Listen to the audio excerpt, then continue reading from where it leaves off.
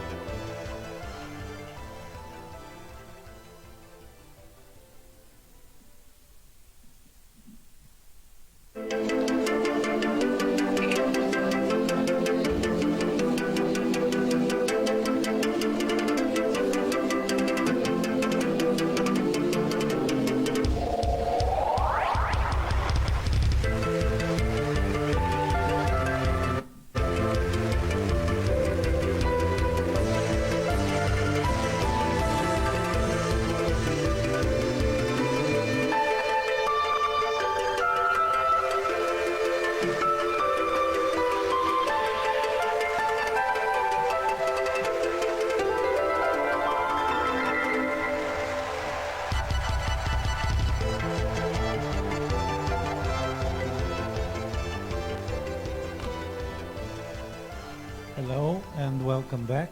We are starting our fourth panel of the second day of the Choreographic Convention, number 5. This panel 4 is, we named it Protesting Body in Different Social Movements and Contexts. The panel brings to artists and thinkers from different disciplines to discuss how protest is used or made or combined in their performative means. We have so far 4 participants. One will be pre-recorded and we will play it up front, and the others will be introduced now. The first one is? So the first one is, hello everybody, the first one is Sandra Newt, is a professor in HZT, Institute University Center of Dance, Berlin, and outside from this, she's active as a curator and dramaturg in independent and institutional context. The other participant is on the other table next to us. This is Professor Ivaildichev, Professor of Cultural Anthropology at the Sofia University, guest lecturer of universities in the USA and France, as well as columnist and essayist.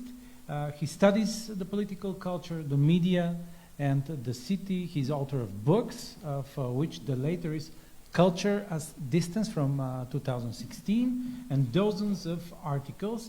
And since 2009, he has been publishing the online cultural research magazine Seminar BG. The other participant, who is from Germany, Ole Frahm, member of the artist group Ligna, with Radio Ballet. They established an internationally recognized format of collective performative listening. In installations, performances, and plays, Ligna Collective explored the production of subjectivity, the public in privatized spaces, and forgotten or contested historical situations and monuments like Buzluja Mountain in Bulgaria, for example. Ligna is working with dissemination of the audience as form of agency and protest since 2002. Ligna proposed with Dissemination Everywhere a collaboration with 12 international choreographers to see the situation of the pandemic also as a possibility to reconsider the concept of solidarity. Our fourth panelist is Tophik Izidou from Morocco. He's a choreographer, dance artist, and cultural activist. In 2003, Taoufiq founded Anina, the first contemporary dance company in Morocco, and Al Makhbar, the first contemporary dance training academy in Marrakesh. So I would suggest to start with a projection of the pre-recorded speech of Taoufiq. He speaks French, but it's subtitled in English. So please let's switch off the lamps, and we're going to remove from here and to have this 14 minutes of Taoufiq's speech.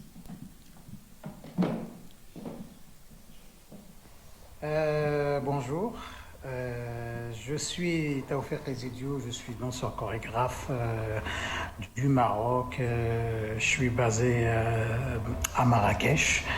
Donc je vous remercie infiniment pour votre confiance et votre invitation, et bravo et courage de tenir bon même dans ces moments difficiles. Donc moi, j'ai rencontré la danse il y a à peu près maintenant bientôt un quart de siècle, ça fait 25 ans, à peu près dans les années 96, quelque chose comme ça. Je l'ai rencontré à l'Institut français, la danse.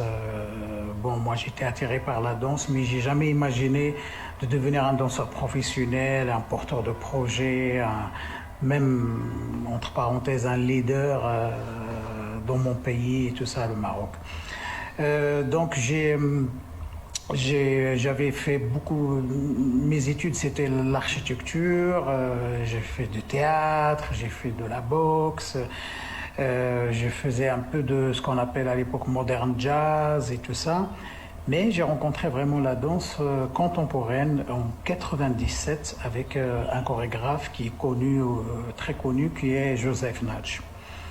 Et justement, on dirait que j'étais un jeune qui cherchait, qui trouvait pas ce qu'il voulait un petit peu dans tout ce que j'ai pratiqué, ce que je viens de citer. Donc, quand j'ai rencontré la danse contemporaine dans un stage de 3 heures, bah, c'était les 3 heures les plus heureuses de ma vie, parce que justement, dans ce qu'on appelle danse contemporaine, j'ai rencontré l'architecture, la boxe, le théâtre, la folie et bien d'autres choses que je ne connaissais pas encore en moi. Donc j'étais surpris par moi-même, ce que je pouvais faire, ce que je pouvais dire, ce que je pouvais écrire, ce que je pouvais inventer. Et depuis ce jour-là, je suis devenu vraiment accro à cette danse. Je suis devenu vraiment... si on me lève ça aujourd'hui, ça veut dire que je deviens fou. Et donc voilà, donc pour moi la transition entre ces deux mondes-là, entre mon monde avant la danse et mon monde après la danse, et ben ça se faisait naturellement parce que j'ai trouvé sens à tout ce que je faisais avant dans ma vie, dans la danse contemporaine. Donc même les métiers que je faisais, je pratiquais pour gagner un peu ma vie, je travaillais aussi en parallèle avec la danse, et ben tout ça, ça m'a servi énormément dans le travail d'interprète et dans la création et dans la connaissance un peu de la société, tout ça quoi. Donc je pouvais dire que tout ce que j'ai traversé avant la danse, c'était vraiment une préparation pour moi pour aller vers la danse. Donc la transition, il était très très simple. Et bien sûr, il y a des restes, donc j'ai développé ça. Donc, on trouve beaucoup l'architecture dans mes écritures chorégraphiques. On trouve beaucoup aussi le côté mot, parce que j'aime bien, je ne veux pas dire le théâtre, mais j'aime bien travailler sur le mot et le mouvement. On trouve beaucoup l'énergie, cette énergie de boxeur, et il est toujours sur scène. Donc, dans mes pièces, vous allez apercevoir qu'il y a une énergie un peu combattant, combat et ainsi de suite. Donc, voilà. Donc, et bien sûr, tout ça, ça se fait pas facilement, ça se fait pas simplement. Donc, on est dans un pays arabo-musulman, on est dans un pays où il n'y a pas de danse contemporaine, n'existait pas avant. Je faisais partie de la première génération. On est dans un pays où ceux qui décident ne connaissent pas du tout ces disciplines, le public ne connaît pas non plus. La danse, on traduit la danse en arabe, Shtereff. C'est péjoratif, c'est quelque chose de pas du tout sérieux. Le vrai combat commence pour vraiment initier, sensibiliser le public, sensibiliser ta famille, sensibiliser des directeurs des théâtres à la danse, même s'ils sont des directeurs où ils sont responsables d'art et de présenter l'art dans leur lieu, mais ils n'étaient pas sensibilisés à la danse contemporaine, sensibiliser les politiciens, sensibiliser, et toujours on continue dans cette sensibilisation, même après 25 ans on continue. Donc on a créé le festival en mars, ça fait 15 ans, chaque année on a l'impression de recommencer et d'aller encore sensibiliser d'autres qu'on n'a pas encore sensibilisés et tout ça. Donc beaucoup de difficultés, la question du corps aussi, la question du corps de la femme, le corps de l'homme, l'homme et la femme, l'homme et l'homme, la femme et la femme sur scène. Donc ça c'est des questions, ça veut dire on est presque vraiment c'est très difficile quand on n'est pas un peu mature et quand on n'a pas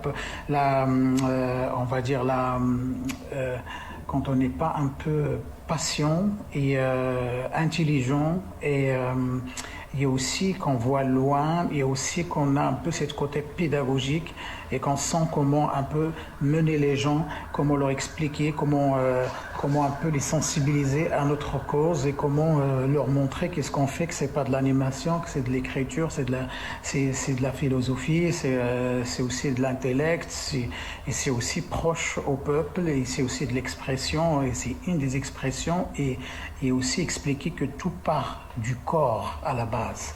Même dans l'architecture, on construit des grands bâtiments, mais c'est un corps comme ça, avec un cerveau qui l'ont mis en place. Et du coup, le rapport à la politique, c'était un parallèle avec le rapport à l'art. Donc, on a voulu, moi, je voulais tout le temps éviter de rentrer dans la politique et tout ça, mais il se trouve que danser au Maroc ou dans un pays arabo-musulman ou dans dans d'autres contextes, c'est faire de la politique. On veut pas, c'est ça. C'est danser, c'est faire de la politique. Mais quand même, donc on est comme des moi, je m'inspire de tout ça, je m'inspire du changement dans le monde, de ce qui se passe un peu autour de moi, je m'inspire dans le monde dans lequel je vis. Donc les artistes, c'est comme des détecteurs, comme je dis souvent, du tremblement de terre. Donc on sent les choses, on est conscient de certaines choses et du coup on réagit, on ne sait pas comment ça va sortir dans nos pièces, dans nos écritures, dans nos discours et dans nos créations. Donc le rapport à la politique, il est... même si on veut échapper, mais elle est très présente. Voilà, donc parlons si on veut parler de mon rapport entre l'Afrique et l'Europe, moi j'étais formé en Europe et j'ai grandi en Afrique, donc je considère que l'Afrique c'est mon inspiration et l'Europe c'est mon savoir-faire. Donc ça veut dire que moi je suis dans les deux, je me trouve dans les deux. Donc j'aime bien ce côté individuel qu'il a l'Europe et j'aime bien aussi ce côté communautariste qu'il a l'Afrique. Et parfois il y a des choses qui me plaisent pas, il y a des choses qui me plaisent. Donc il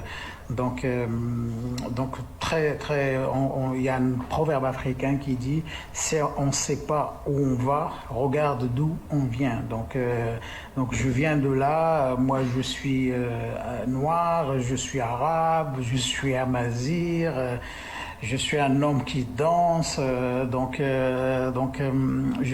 me trouve dans tous ces sujets-là qui émergent sur les informations dans le monde et qui font grande question. Donc voilà, je cohabite très bien avec ça et je me trouve bien. Quand je suis fatigué en Afrique, j'y vais en Europe.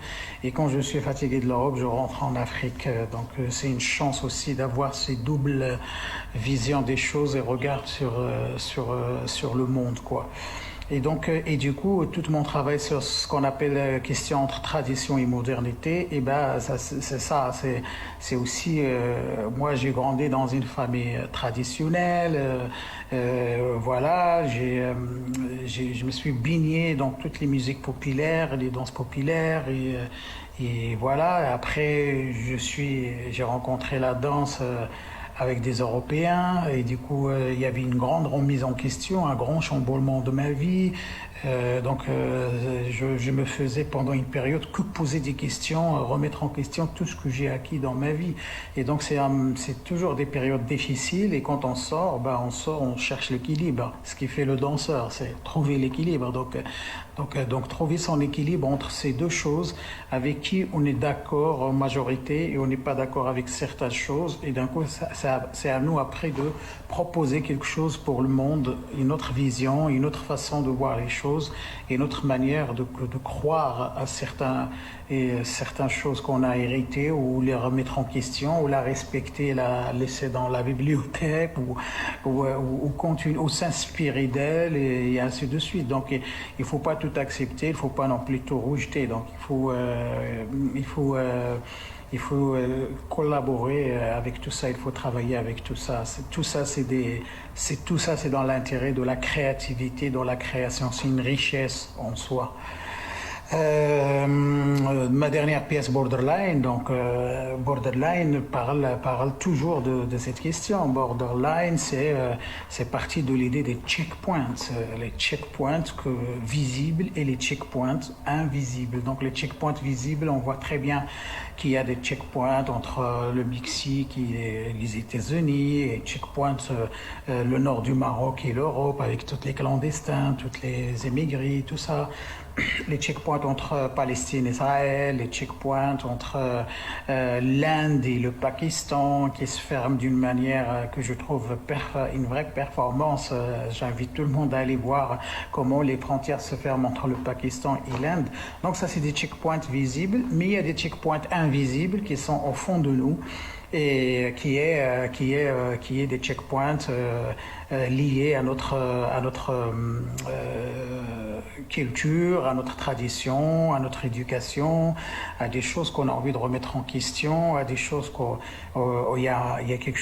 je crois beaucoup à cette phrase qui dit il y a tout dans notre enfance. Donc ça veut dire quand on revient dans notre enfance, on va trouver beaucoup de belles choses, et beaucoup aussi de checkpoints. Et ce qui est incroyable avec cette pièce Borderline, c'est que la sortie de cette pièce, elle était à peu près au octobre dernier, et la fermeture des frontières, c'était juste 3 mois après. Donc c'est une pièce qui tombait vraiment pile poil depuis le confinement. Depuis le début du confinement, j'ai dit mais c'est incroyable comment j'ai pu faire cette pièce maintenant, et après il y a toutes les frontières qui se ferment. Je parle des frontières, je parle des checkpoints, je sors la pièce, 3 mois après, toutes les frontières du monde se ferment. Donc ça c'est un peu la base, mais ça va plus loin que ça. Ça parle aussi de toutes ces frontières fermées, de tous ces êtres humains encerclés dans des zones spéciales, où qu'on ne peut pas traverser d'un côté à l'autre, qu'on ne peut pas aller de la pauvreté à la richesse facilement, qu'on ne peut pas avoir notre propre chance, qu'on ne peut pas profiter de notre intelligence pour passer d'un endroit à l'autre, et que ça ne peut pas circuler plus facilement. Donc moi, pendant des années, j'arrivais, je faisais pas on dirait pas que je suis un Marocain, mais quand je sors mon passeport vert, et tout de suite le regard change dans les douanes du monde entier, et tout ça. Donc pourquoi Borderline, c'est une pièce aussi très très physique. Donc Borderline, je l'ai fait aussi avec des jeunes que j'ai formés en partie, et qui sont grandis avec moi ici à Marrakech. Et c'était aussi la pièce c'était le checkpoint entre leur vie avec moi comme des danseurs en formation, et comme des jeunes chorégraphes. Maintenant, ils sont partis faire leur vie d'artiste. Et donc, c'est aussi un checkpoint dans notre relation entre ces jeunes-là et moi.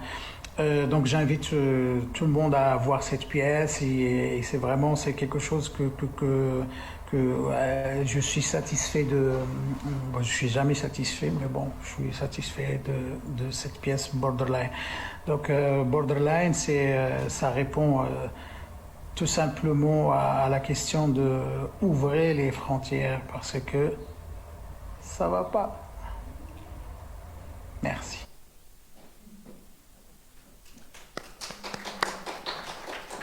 Thank you. Somehow we thank Taoufiq for this, for sharing this things that are happening in Morocco, but also like his observations of the world. Probably most of you noticed one of the sentences he says, like dance should be part of the politics somehow, and I think he sensed very like touching. I think also his explanation about borderlines was quite interesting. Not just through these physical, political borderlines and borderlines in dance and in movement in bodies. So Sandra, probably you can start from this and you can continue. Yes. First of all, I'd really like to thank you for this invitation. It's kind of really beautiful to be back at Antistatic 10 years ago. I've been in Sofia in a work by Ivaildichev. And even though this is very virtual, it feels like coming back. And indeed, Tophik is someone with whom I've been collaborating and exchanging for many years. And now in his statement, he talks about that there is basically no possibility from his perspective to be outside of politics. So even if you don't want to be involved or do politics in a proper sense. And I think in this Moroccan context, what came very clear now from his statement is really that the mere presence of bodies, of dancing and moving bodies and all their aesthetic, digital, medial extension carries a notion of protest in itself or by itself. And I would like to start by maybe from the perspective of dance and performance studies and also the practice that I'm involved in as a curator and dramaturg to outline a couple of ideas of how bodies might be considered as a key element in maintaining, challenging, rehearsing, staging, legitimizing, aestheticizing social and political processes and also conditions. And I would really like to start by saying that the body that I'm talking about is not a bound, closed off or essentialist individual body, but it's really a body that is always exposed to other bodies in relation. So there's always this kind of interconnection and interrelation between bodies where basically meaning is negotiated. So aesthetically, but also social and political meaning. And exactly how this happens has been a key interest, I think, in the last 5-10 years, again, more extensively in dance and performance studies, but also in a lot of artistic work related to that. So there has been like pieces, choreographies on bodies in protest, in assembly, in war as well, in order context, but also questions related to it about responsibility, about vulnerability of the body in social and political action. So basically it was again about how community and collectivity, how collective action are formed through movement and bodily forms of expression. And we can think, all of us in our respective contexts, about the choreographic formation and also orchestration of bodies, how movement is synchronized but also disrupted, and how politics and also ideology are embodied. And I will come to this a little bit later. Another thing that also, I guess, in Tophik's work kind of comes as a question is indeed the proximity, but also the difference between art, activism, and politics, understood as real politics. So the question related to that is really what is the difference, or how can we think of artistic strategies, movement and body-based strategies, but also social and political ones. And when thinking about different moments of protest or experiences of protest, I think bodies become evidence in very different ways. And we all know that bodies have always been very suitable fields of projection, like projecting ideals, ideas, ideology, but also values, norms, wishes, desires. So bodies have been and continue to be an arena for fight and a very fertile ground, I think, for cliches and stereotype, and this very often goes hand in hand with also physical outrage. There is, so we can really think of very many examples where bodies are used as fields of projection for a very abstract sense of fear or rejection in political and public debate. And I just remind us, like continuing Tophik's example about the border experiences, about very generic, collectivized, stereotypical images of refugees or migrants that are really kind of used to feed and cater these political debates. So bodies and protest, there's obviously a question of representation, who represents whom and on what terms. But I think what is also interesting to look at is the role of the sensorial. So how do bodies affect and how are they infected by the social and political environments that they are dialoguing with and that they are embedded in? And related to that, really the question of what are the preconditions of collective alignment of bodies in protest. There has been a lot of thinking about that, and so do we need a common inclination or interest? Do we need common grounds in order to have the very possibility for collective action? And I would like to bring back a known quote or a known reflection by Judith Butler, who has, from a performative perspective, argued that this common ground or interest, however you want to refer to it, that brings bodies together in protest must not be homogeneous or consistent. So she basically argued that, and I quote her, to act in concert does not mean to act in conformity. So it may be that the people that are moving or speaking and acting together really kind of act in different, several directions at once, and even sometimes cross-purpose. I think this is an interesting thing to look at when we look at experiences, examples of protest. So what is it basically that is at the basis of this capacity? And how at the same time does protest rely on, is it grounded on really the organization and synchronization of movement and bodies in time and space, while at the same time accommodating quickly, often changing conditions and environments.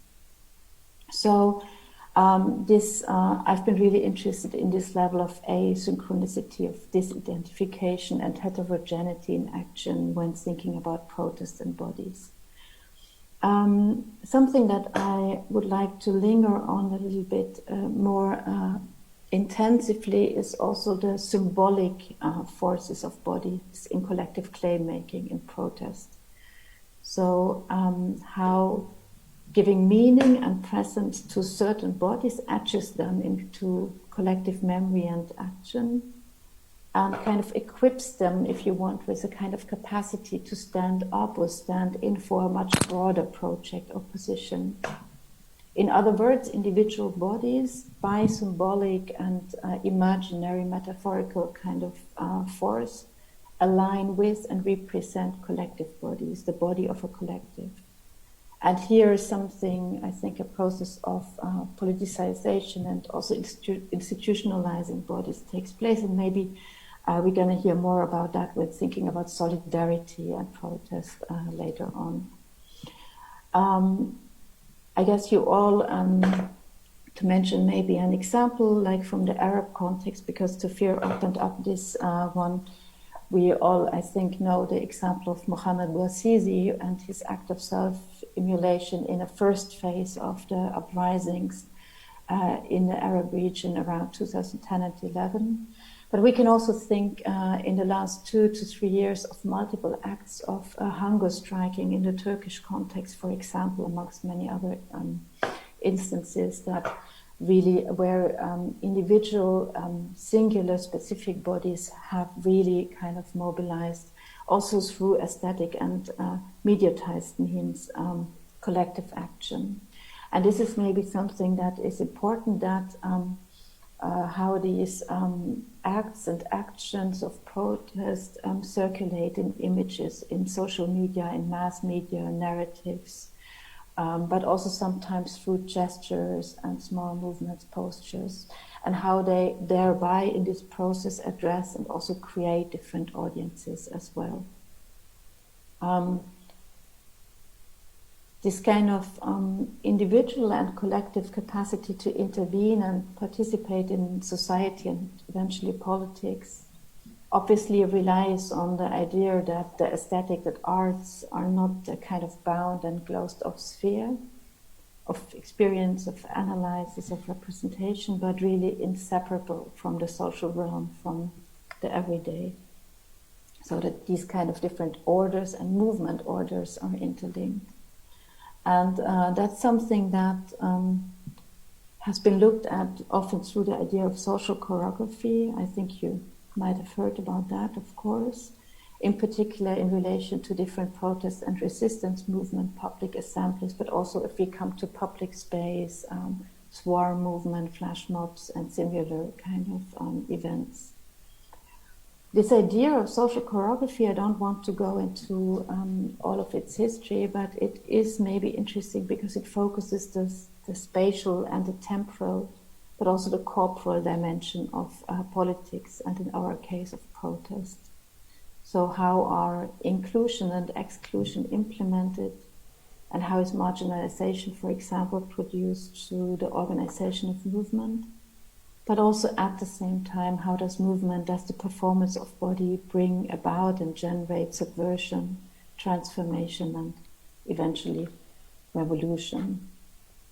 It also means that by entering in relation with other bodies, all of us, individually and collectively, are involved in this process. So there is also a question of authority that comes in here, being part of a system, but maybe also a possibility to challenge and kind of at least create awareness of the systems through movement and through the placement and the spatial action of bodies in space. So what is interesting for me in looking at experiences and movements of protest is to understand that what is negotiated there, political orders, for example, are not just given or kind of stable, but to a certain level they are a matter of training, of technique, of rehearsal, of performance. So to a certain degree they are a matter of choreography. And when talking about choreography here, I'm not talking about a certain skill or technique or a kind of pre-established structure, but I'm really thinking of a whole field of knowledge that is activated in protest as well. What I would like to maybe shift attention to is something that Tophik has opened up as well when talking about his piece Borderlines and what he called invisible borders. So that sometimes when we talk about protest, I think it's interesting to not only look at the kind of, mass protest or very kind of well-known acts, but also look on how protests can be operating within or on a structural and systemic level. And so we have seen a lot of artistic examples in the last years where artists based their work on protest, on practices of slowing down, for example, of marking absence, or of really kind of very silent moves. A very well-known example, again, that really went viral in very little time is the standing still of Turkish dancer Erdem Gündüz that he performed in support of the Gezi Park occupation and in protest of Erdogan's government in 2013 and the crackdown of the Gezi demonstration. So he was basically standing still, silent, in a non-violent act of protest in front of Atatürk Center on Taksim Square in Istanbul. but also because Tophik has just been here on the screen with us. He has a project that is called 100 pas presque, almost 100 steps, that he has been realizing in different public spaces in Marrakesh, in Bologna, in Brussels, and I'm sure there is many more places. And so basically it's a project that gathers around, I think, 20, a temporary community of 20 dancers, but also citizens and activists. And it starts by in very busy places and squares and public places. And it starts by really kind of slowing down movement, breathing, gestures, and crossing these spaces in a very, very different path from what the usual path of movement would be. And I remember that through this kind of slowing down, really there is a disruption of the everyday, but we also kind of, through this artistic action, can really understand much better how this space usually is organized in time, space, and movement. And maybe the last example is an example by, where I can think of two female artists, Liz Rowe from the UK and Rachel Messenger, also from the UK, who both start their artistic work from a kind of autobiographical experience. In one case of the experience to have a chronic disease, which comes with the necessity to lay down very often. And in the other case also with a kind of different ability of a body that also requires to lay down. And both describe of their experiences of lying down in public space in the UK and different spaces, where basically the body enters a posture that it is not supposed to have in the public space. And by doing so, by lying down in a space that is supposed to be a space for just crossing or for a certain action or task, not only kind of the inclusions and exclusions that are inscribed of this space become visible, but also, as they say, their own bodies become illegalized, and this kind of normativity of bodies is up for negotiation. What is interesting in their case is that it's almost a reverse act, that they say their act of laying down becomes an act of protest, but it's not their decision. It's basically the system and how movement is governed in these public spaces that makes this act of laying down, that again comes from a kind of, that comes from a chronic disposition, becomes an act of protest, not by their choice. So I would be interesting to maybe later in the discussion to look a little bit about these very ambivalent qualities of movement that come together in protest, and also on the different scales that we encounter here. When thinking about what art can do in that context, artistic practice, aesthetic experience, I do think that it can remind us that it is that politics are a very prose and driven kind of thing, and that also kind of the experience of collectivity and of protest is really something that is also skill-based, related to training, rehearsing, and against two bodies in relation. And I look forward to hear about the Bulgarian context and also from Ligna's work in a bit. Thank you very much. Thank you. Thank you, Sandra. Well, the Bulgarian context has its, of course, own picture. It's not separated from the, let's say, it became part of the global context somehow. We raised our own protest culture, if I may say something like that. The biggest protests, as far as we remember, or at least massive one, was in 2013 up to today versus this government. But somehow it creates its own, let's say, gestures or patterns or not. This is probably Professor Ivaildichev now will give this overview. Thank you. Thank you for this invitation. I'm an outsider to this topic, so I'll speak about protests, and maybe I will repeat some of the things that Sandra has said, trying to make a bridge between protest culture and dancing. Of course, choreography of protest is a metaphor.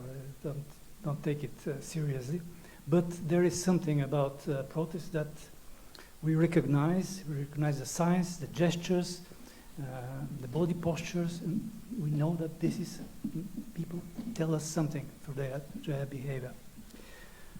So what's a protest? That's a ritual of defiance where there are usually some concrete demands, but protesters manage to destroy the social order as such. It's a sort of, how shall I say, very radical gesture. So that they'll say, we stop living as we did if you don't follow our demands. And historically, it is not only a democratic procedure. The anthropologist Max Gluckman has studied this ritual of defiance in Southeast Africa, where a would-be chief starts to mock and to challenge the incumbent with some sort of gestures, some sort of ritual dancing, and so on and so forth. So the incumbent chief has to stand through all this, and thus maintains his power. And Gluckman says, in fact, these rituals of protest, they are ambiguous, because we think that they destroy the social order, but in fact they consolidate it, because after this ritual, after the incumbent chief, the chief of the tribe, goes on governing. So in our democratic ritual of elections, it is the same thing. We think that everything will crumble down, everything, the social order is finished, but after the elections, democracy goes on even stronger than before. So that this is the this double aspect of protests. We think that it is destructive, but in fact it consolidates some sort of parts of social order. Now, then we know other types of protest activities, like the Roman Republic, for instance. There was this type of protest that was called secessio plebis, the secession of the plebeians. Plebeians left the city and went to a nearby hill in order to protest against the patricians, who had to comply to some of their demands. Or if we jump to the 19th century, industrial age produced the active strike. Strike was the moment when workers stopped working in order to receive more pay. The French word for strike is grève. Grève is a place near the Seine where people united, gathered, and started shouting and asking for things. So that, why do I give this example? Because in the protest, there is always this moment of declaring sort of mock sovereignty over a territory. Protesters occupy the space. It could be a public space, could be a central square, could be a university, as several times it happened in Sofia, but also 1968 in France. Sorbonne was occupied for months and months. So this mock sovereignty, it shows in a way that the protest is an act of defiance against the social order. People say, this is our space, this is our country, this is our life. And very often, new social movements that we see since the 60s, I would say, these occupied spaces become a place where people start living.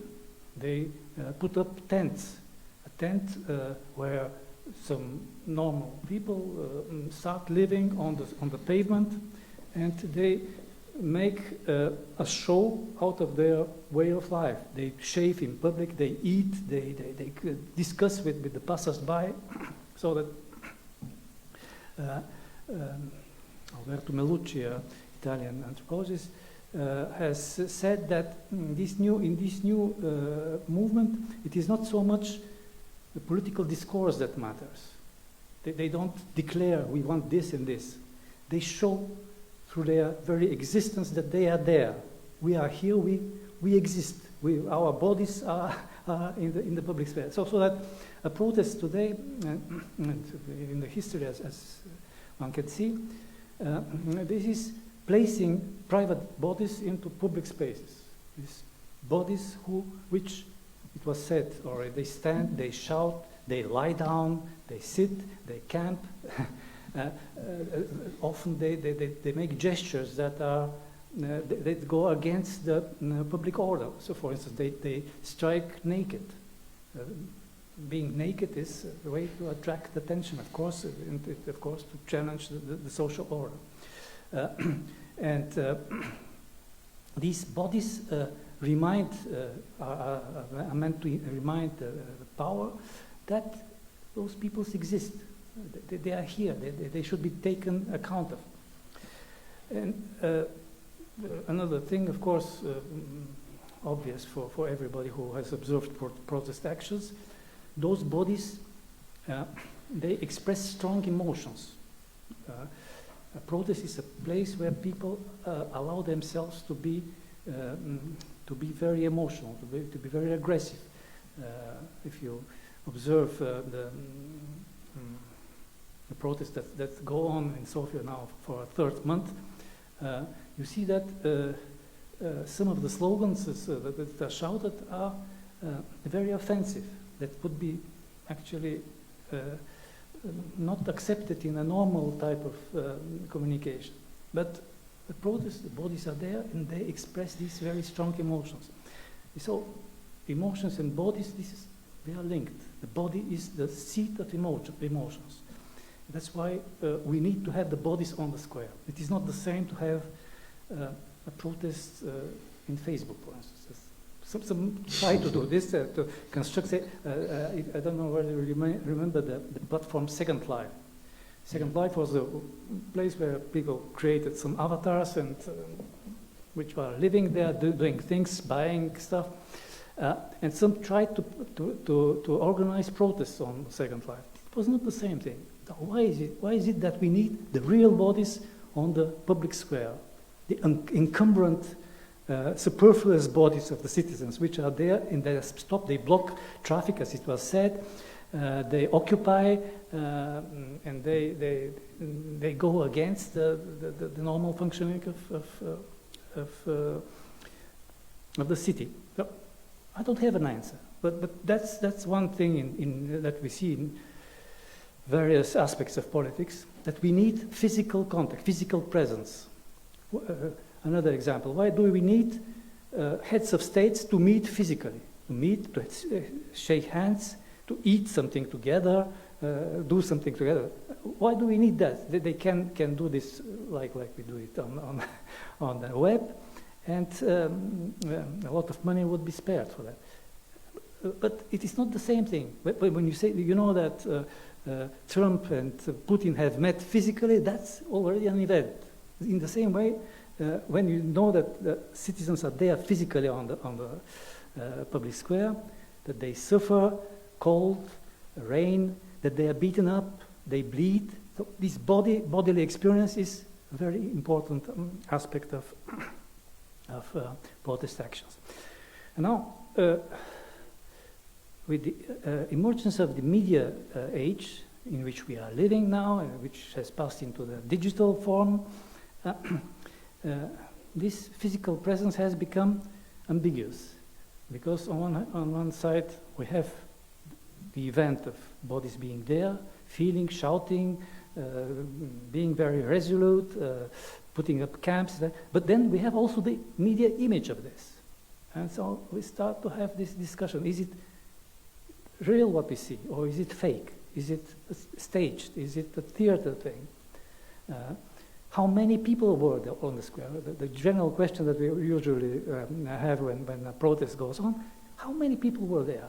1,000, 10,000. The police will say a very, very low number. The protesters will say a very high number. This sort of thing. Or were these people really resolute? Were they really angry? Or was it a sort of choreography? Was it organized by somebody? Did they play up this sort of civic activity? So all these questions that start to be to accompany the protest activities. And then there is another thing that seems to be very important, linked to the media age. Little by little, the battle of citizens has shifted from the attempt to enter into the media, to overcome censorship, as censorship was very heavy, not only in the Soviet bloc, but also in the West. It was not so easy to get into the media, to speak up for the people until the Second World War, I would say. Now, little by little, censorship is no longer legitimate. Everything goes into the media. Everybody can speak up, especially with the internet. Everybody can place their slogans, their manifestos, and the battle now is not to enter into the media, but to attract attention. Now it's the market of attention that is the central thing that we are on. So protests need to be interesting. Researchers say this is the advent of creative protest. What's a creative protest? Protest where somebody will invent an interesting way of protesting, an interesting theater piece, a flash mob, nice slogan, whatever. But it needs to be every time to be different. To seduce the viewer, to make the television viewer or the internet user click on this and watch it. So when we pass from traditional protest, which has political goals that are boring, that are serious, that need repetition. Every day, the workers will say the same thing. We want more pay, more this, more this. These boring old protests have been replaced by creative, interesting, artistic type of protests, which need to be to attract attention of the user and forwarded to all of our friends. And this change, of course, has some consequence. On one side, it is very interesting, very easy today to organize a protest. There was a movement, a young people's movement in Serbia that was called Otpor, resistance in English. They actually were fighting against Milosevic at the end of the 90s. And they invented a little bit this pattern of creating small theater pieces, small performances in the street that are filmed, that then launched on the internet. They even started to disseminate this model throughout Eastern Europe. Came here to make some workshops with Bulgarian protests. So, okay, very, very interesting. Yeah. With the clocks, especially. Yeah. Action with the clocks. Various interesting, nice performances, which don't need much money to be done because it's just a couple of active people. But on the other side, an interesting protest is again something ambiguous, because in order for something to be interesting, it has to change all the time. The goals of these citizens have to be all the time reformulated. Citizens' activities are fragmented. They start to look all the time for new forms, new types of performances, and this may be the reason for the relative low level of success of protest movements. Now, just think back a little bit. I don't speak about Bulgaria. I hope that our protest will be successful. But look back at the protests of 2013 in Bulgaria, Turkey, Gezi Park was mentioned here, Brazil, whatever in 2013. Look at the yellow vests in France. So 2 years they were protesting, nothing really happened. So I mean, we have protests in the United States at the moment, very violent ones. So it might be that this creative aspect, this shift towards the interesting, towards attracting attention, might be the reason for the relative low level of success of these protests. Maybe this is inscribed in this type of protest. We have here in Bulgaria we speak very often about the beautiful protesters. It was a term from 2013. Beautiful, or shall we say, aesthetic protest. Protest where you have some interesting choreography that will make them attract attention, that will seduce the watcher, the user. If I may make this distinction, passage from the dancing has two variants usually. Male dances in traditional culture is usually representing either hunt or war. It's a type of aggressive thing usually when men dance. And then women's dance is usually linked to love and to seduction. So that's an ideal type distinction. Don't take it very seriously. But what we see here is this passage from this male type of warlike, aggressive protesting towards a more seductive type, where you try to be interesting, to attract attention. And unfortunately, when we speak about aesthetics, the audience tends to remain passive. Aesthetics means distance. When we watch something interesting, we stay behind the screen and don't take part of what happened. Thank you. I just thank you very much. Thank you, Professor. I just want to make one observation, speaking about the choreography and speaking about the machinery of protests. Me as an artist, I was doing one artistic work, and I went to research the Arab Spring in Egypt in Cairo. It was very dangerous, actually.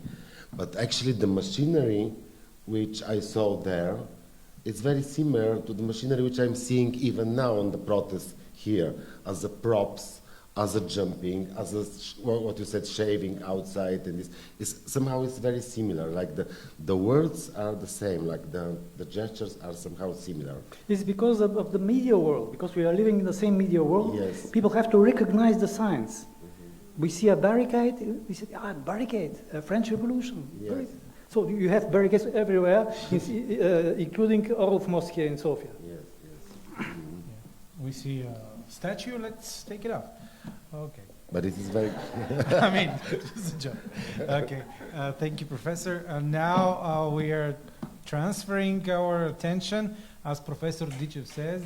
I like this thing, like the market of attention. I think something...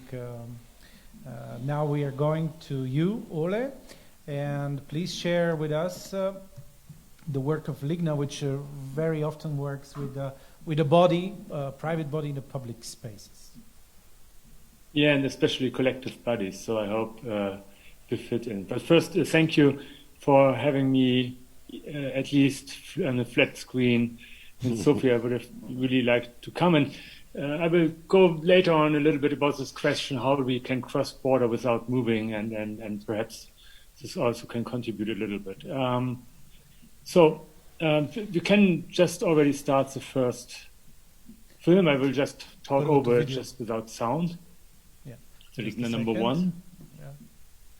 She will play it now, just a second. So I start with a documentation of a performance of 2018, 2 years ago in Frankfurt.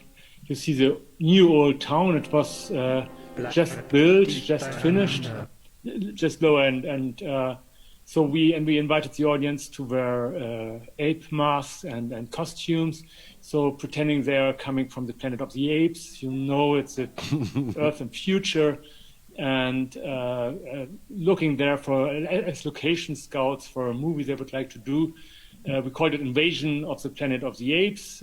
So for sure, kind of parody of the whole stereotype discourse Sandra already talked about. Here they are marching the former king's way, which was reconstructed now between the dome where the kings of Germany were crowned, and then they walked towards the large place. So the apes were kind of doing again this walk, but mainly we ended with a question of also of kind of protest. So this is a very central place. It's in front of the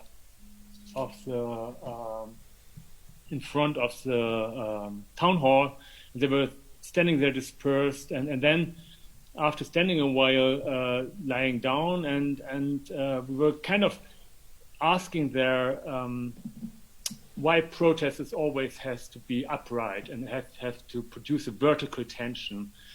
So for sure we know all this kind of hierarchies, but at the same time the question is how we can escape reproducing these hierarchies, as we already heard today.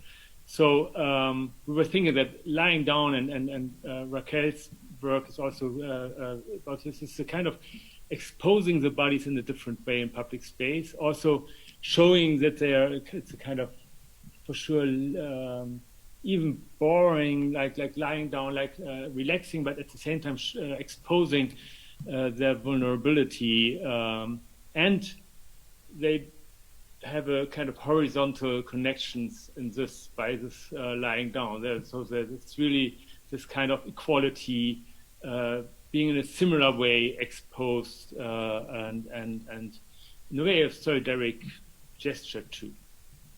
So in a way we would like to question the logic of the uprising and all these questions there. And at the same time, for sure, it was a kind of occupying the space, but not occupying to stay there, but more to need it in a certain way, and to ask also the question, for sure, how we use these central spaces and what different usages could be.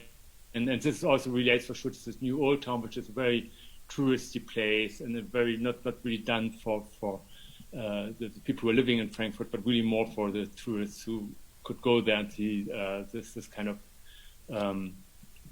old town. So we can show the next image. On the other hand, for sure, and Sandra already mentioned him, is Adam Günde's work Standing Man, which is for sure standing and upright and vertical. But at the same time, as you see in his gesture, he is very, like very coincidental, just as if he just stopped for a short moment, put down his bag, standing there, hands in the pockets, very, very casual. And so, which I really liked with this performance is that it's very easy to be reproduced. And we allowed us to use it in a performance we called Monument, which Ligna did also with Stephan. So he could perhaps talk more about the Bulgarian context here. It happened last year, 2019, and I thought it's nice, instead of talking too much about Adam's work, just to play this what we call second movement, which is rather not a movement, but people just standing in front of Buzlicher, the so-called House of Communism. So perhaps we play this and I will talk later.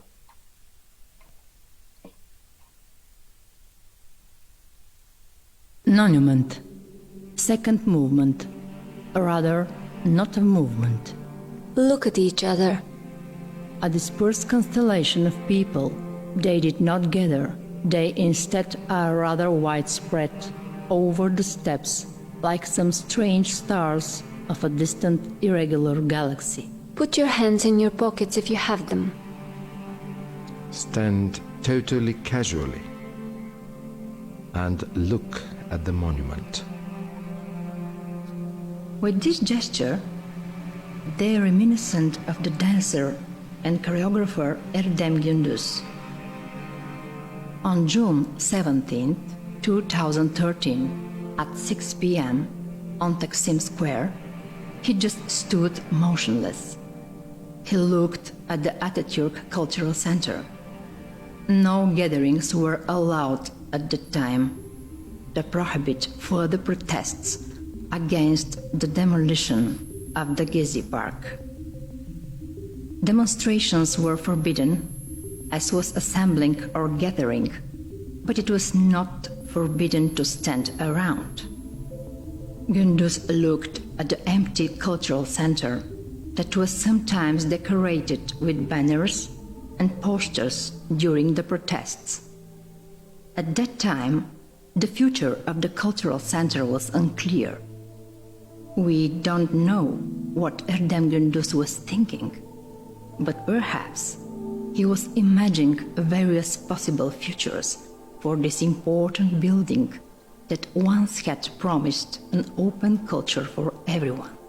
While he was standing there, others mimicked his gesture. Many individuals stood together, individually, not as a crowd or a mass. As Judith Butler observed, they were standing as single individuals, but they were all standing, silent and motionless, as single individuals, evading the standard idea of an assembly, yet producing another one in its place. They technically obeyed the law, forbidding groups from assembling and moving by standing separately and saying nothing. This became an articulate yet wordless demonstration. Listen to Erdem Gündüz as he explains his performance. The actual purpose was to protest the freedom, human rights, and democracy in Turkey. That first individual act of defiance has inspired a new tactic by protesters. He arrived at a time when people at a time without hope.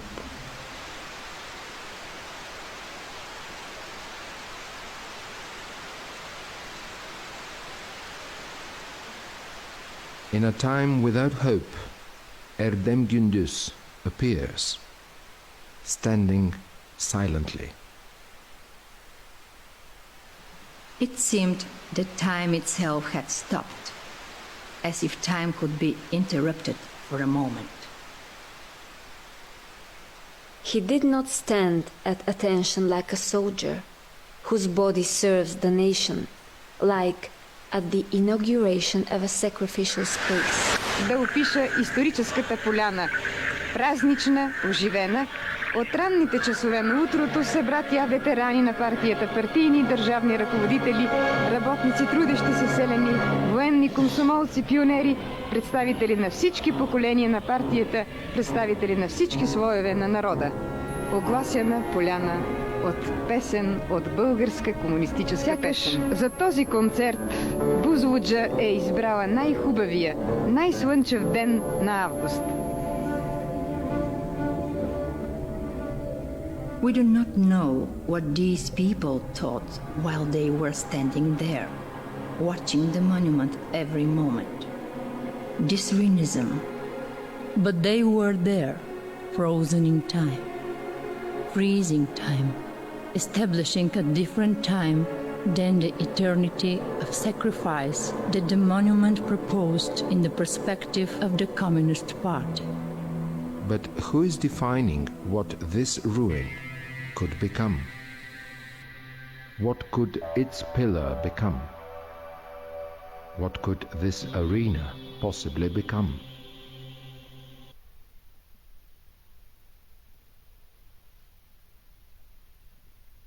Okay, so I think some relations to the other, what we already heard about, are quite clear. So in a way they were standing there in concert, but not in conformity, as Sandra quoted Judith Butler. I think when we talked about aestheticized protests, it's always a question also to think about this question of time without hope that Adam is saying in his quote, because for sure it's often the necessity to act differently since other possibilities are not there, and so, for example, for sure, for the monument of this ruin of Buslica, there is not very much hope, and the whole discourse in Bulgaria is quite. We can talk about this later if we are interested in, but it's a long story, and so we are not in a way protesting, but really we're trying to bring people there and to rethink what this monument could be. And if we call into question, or when with our work, sometimes we call into question the notions of protest, like the demonstration as a central happening, and we were more proposing dispersed situations where people are acting not as one mass, but really as a more like dispersed, or as Benjamin is saying, loosened up mass. That doesn't mean that these are not necessary means in other situations, like when we think about Hong Kong a few months ago, but interestingly enough, also the protests in Hong Kong get their power not by always acting in one central action, but also in a very dispersed, unforeseeable way. So I think that's the main point for us is always to rethink how to or what to propose to protest and to find new situations. So with COVID-19 and the lockdown in Germany at least, and a little bit this was already heard also from Morocco, the situation changed very much, and the question of the border became important again. At the same time, we had also, and so in the first days, there were protests in favor of opening the camps, and especially the refugee camp in Moria and in Lesbos, which burned down a few weeks ago. And protesters were asking to bring these people in, also because of COVID, to save them on several levels. And these demonstrations were kind of very repressed by the police. And so we as a group started to think of what we can do with our means to rethink this situation. But it took some time. And while we were doing this, and now the next image, please, also a different kind of demonstrations turned up. And interestingly enough, they were in Berlin. They started in front of the Volksbühne, and they called themselves hygiene demonstrations, and were initiated by a dramaturg called Ansam Lenz, who worked also, for example, in the House of Bartleby in 2013, and did a tribunal against capitalism in Vienna some years ago. So, and now he was part of this movement, which was really inspired by the idea that the government became fascist overnight, and all the measurements are not democratic, and that even there's a kind of conspiracy going on, which are really strange. And it was a large movement. Here's a photo from the demonstration in Berlin on the 1st of August, which is long story, but I would just say that we realized that in this context it's very hard to find way of or to bring a kind of that you don't agree with a certain way of things, but at the same time, for sure, you are know that there is something like all these measurements are in a way, so that in Germany we don't have fascism so far. So anyway, so we discussed this a lot, and we found out that we had to find the different ways. We were thinking, okay, we have to propose for sure a dispersed collective because we were thinking that since to the corona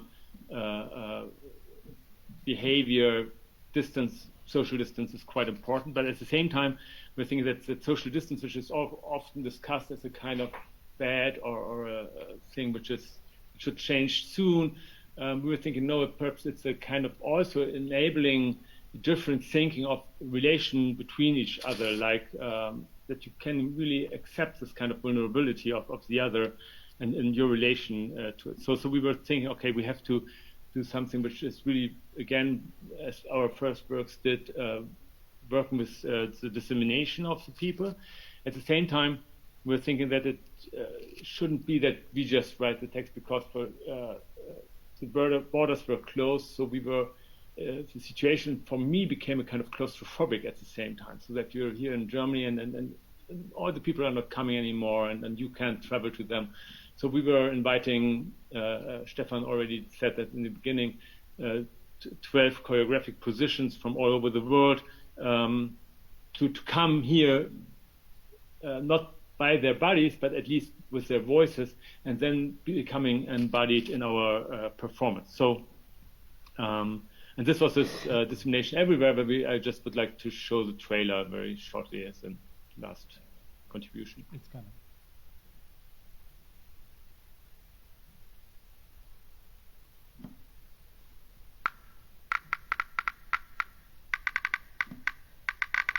Can you hear me? Can you hear me? Can you hear me?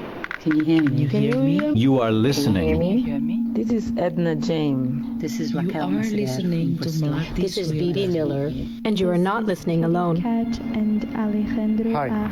this is Neil. Can you hear These me? voices choreograph the following hour. Can you all hear me? Close your eyes. With your eyes closed, slowly take a step forward. Forward and backward. Voices. You pick up with your body. Right, to left, left, to right, over right. In search of a global body To left, over left. that is not one, but many. And try to tap on your left leg in contratempo.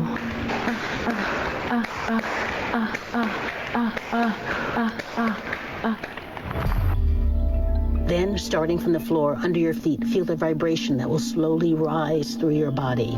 Your knees shake. Your hands start to rise. Arms are now straight up, palms forward, vibrating, strong. Pause. A defenseless gesture.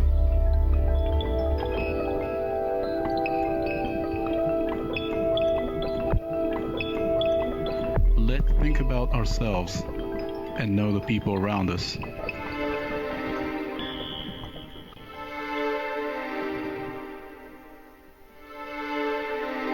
Throw those shoes into the air as high as you can. What has changed?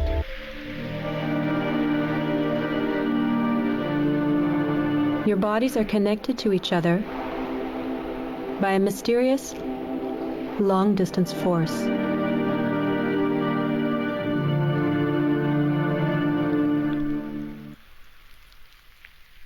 You must keep your distance.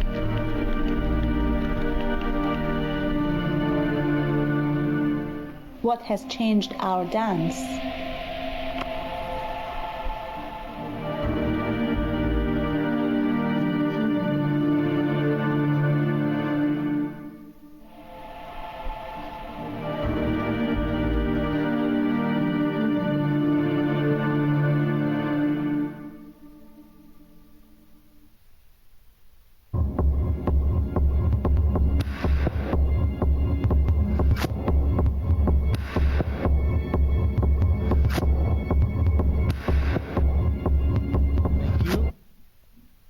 For sure, we like the idea that the bodies become different bodies by different voices, as we are saying in the body that is not one, but many, and also introducing in the public space gestures that are not there. Also, for sure, lying is included there. That was not visible in the video, but it's twice. So Raquel Mesguer is also part of it and proposing to lie down, and then in the end they are also again lying down for several reasons, which is also for sure due to the situation the coronavirus brought us in.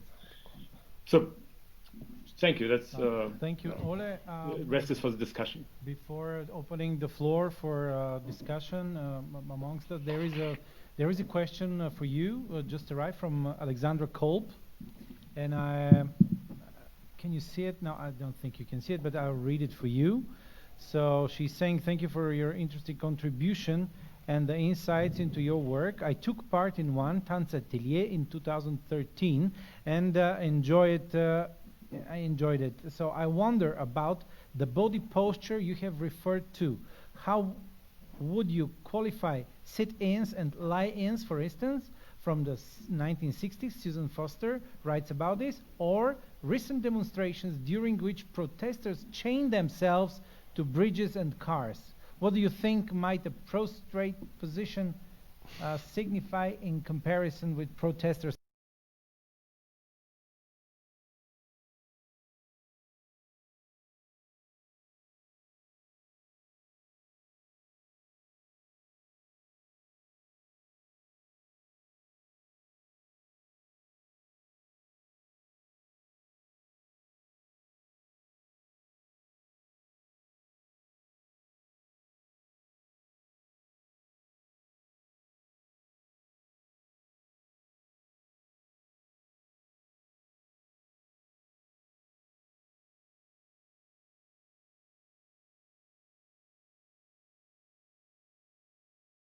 And also like in sit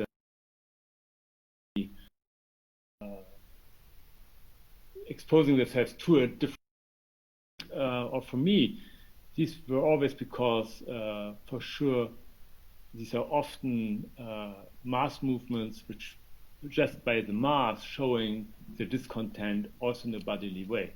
And at the same time showing that they are, and I don't want to go into this debate, but this is kind of non-violent protest just by the gesture of blocking something, which is for sure then for the courts and the police a violent gesture because you are blocking something or trying. And this I think is a very it's very interesting, and for sure I feel like Sandra wants to ask something, probably not. She should comment. I think it's because for a general way, I would always say, okay, and our pieces are much more smaller in scale and more proposals. No.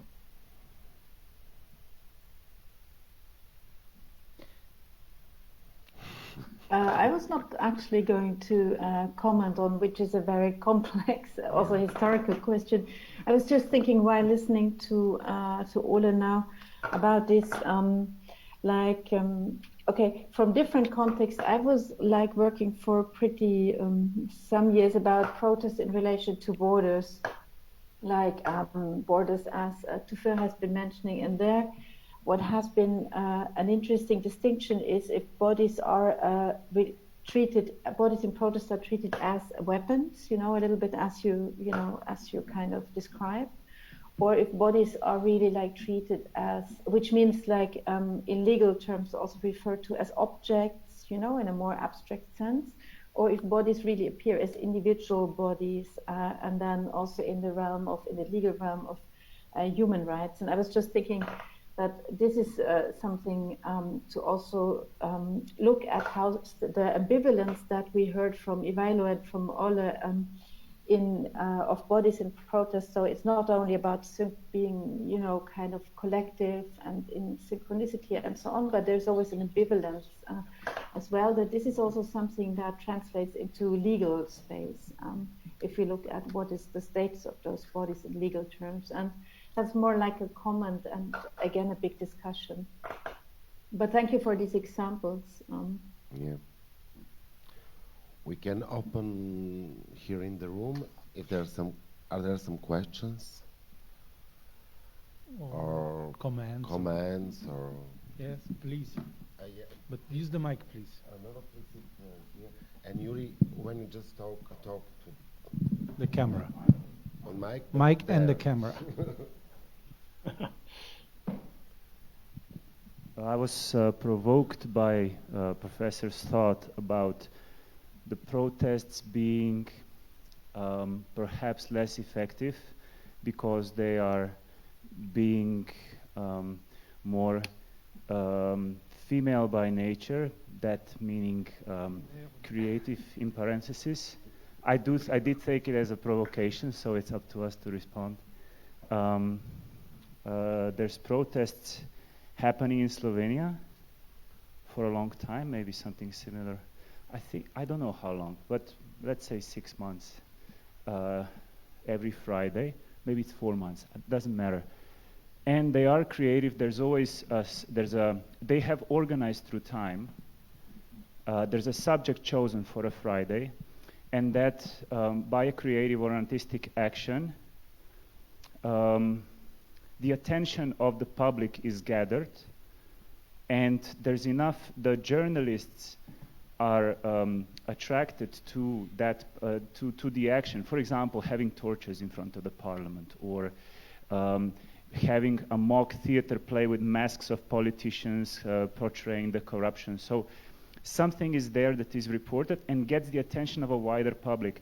And I'd like to connect that to the fight of the theaters or museums to get the public in at the moment. So it's a similar thing of trying to get the attention of people that are being us, the public, that are being more and more occupied by, we have this much time. I'm going to go to the demonstration for 45 minutes because then I have a karate class.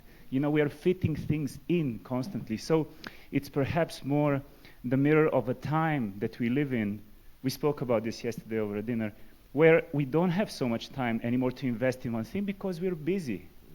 You know, our lives are a commodity and it's being shared very widely. So those two, since we're speaking about dance or performing arts and demonstrations, yeah, I think the connection's been made. So it's a statement. I leave you here. Thank you. Can I react to this? Yes. Yuri Konjar, a colleague, choreographer, dancer from Slovenia. Yeah, thank you. Very interesting comment. I think too that it is the times we are living in. That's the normal, the new type of attention span that we have. There was recently a book in France. It's called he was comparing the time a fish, red fish, has to concentrate. This is 7 seconds. And user on the internet, he says, was 8 seconds. So we are sort of approaching the fish span of attention. That's the way we are living. It was not a criticism from my part. It was what I see. We need to be distracted all the time. We need new stimuli. And we can compare what you said. We can compare it to the graffiti art. What's graffiti? Graffiti is an art, street art, let's say.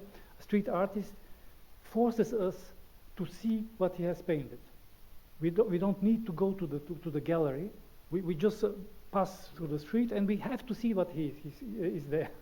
So it's a sort of forceful strategy of art. Protest artists do the same thing. We passers-by are forced to see what they do and so somehow to be involved in this if they want. So, well, we need to think about that. I don't have the answer. Just a remark about the chaining that was asked by your viewer. There is a competition of victimhood in protests. The victims are those who are nice and who are accepted by the audience. That's this change in the protest from what I call the male type of defiance towards seduction type of performance. So whenever a protest is seen as violent and ugly and male and aggressive, people are somehow not following. But whenever the police beats up these protesters and there's blood and they become victims, of course, the police becomes the villains and people start to sympathize to the protest. So this is this competition. Who will be the victim? Who will be presented by the media? Of course, the media have a central role. Who will be presented as the good one and the bad one? And when you chain yourself to the rails in front of the train that goes for the nuclear plant, of course you sacrifice your life, and sacrifice is the highest type of citizen engagement that you can have. So this is the answer. Of course, people look for very radical types. The guy who put himself on fire, Bouazizi, I think it was called in Morocco. In Varna, this was a very radical gesture. We have, as you said, Peter Goranov in Varna, 2013. He put himself. That's the most radical thing that you can have, and of course it produces a very strong emotion in the. So this competition is also something to take in mind. Well, any uprising thoughts? Galina, please on the mic.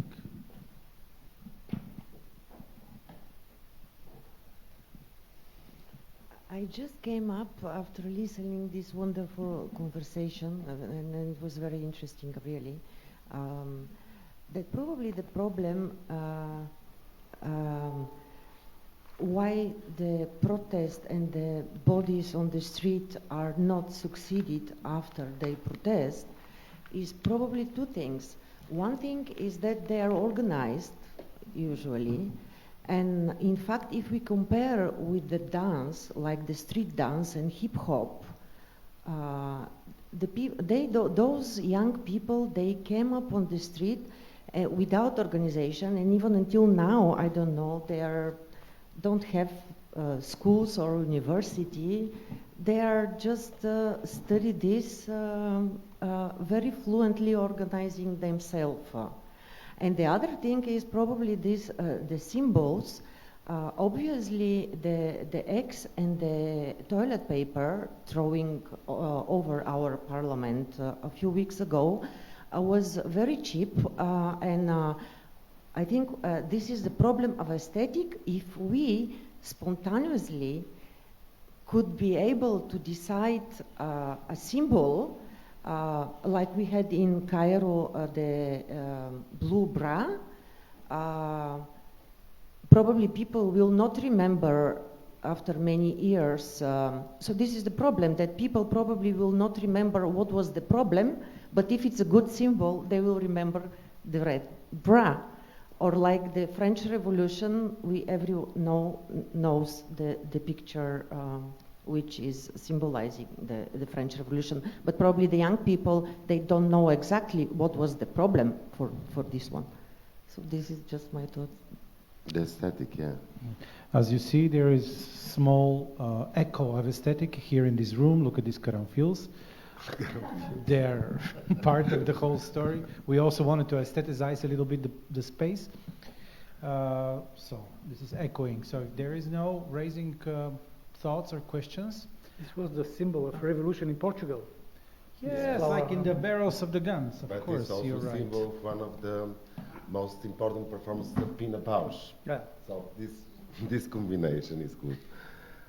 So we can say thank you for participation. Thank you, Sandra. Thank you, Ole. Thank you, Ditchev, Professor. Thank you all who are here with us in Goethe Institute, and thank you all who are watching us on Facebook.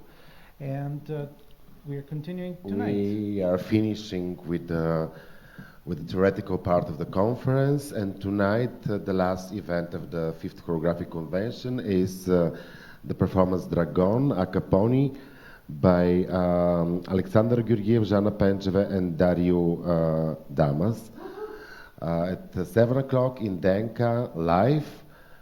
And for you, which are looking us online, just come to DNK. If you're in Sofia, thank you and goodbye.